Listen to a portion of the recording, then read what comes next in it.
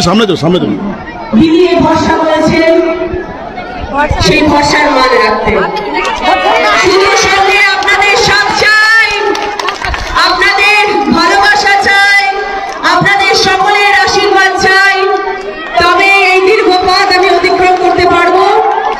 বহুবার আপনাদের সকলের সামনে এসেছি, অনুষ্ঠান করেছি, নাচ গান করেছি, সেটা অন্যরকম আবির্ভাব ছিল, সেটা অন্যরকম ভাবে এসেছি।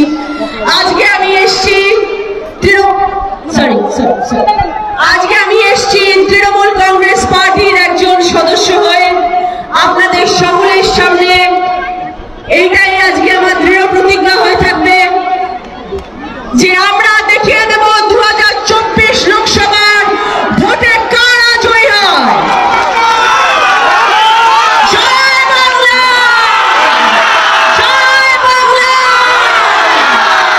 শুধু আপনারা সাথে থাকবেন, আপনাদের পাশে চাই, আপনাদের সাথে চাই।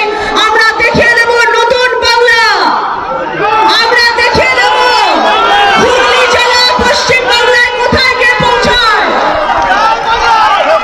শুধু জয় বাংলা নয়, জয় হুগলি।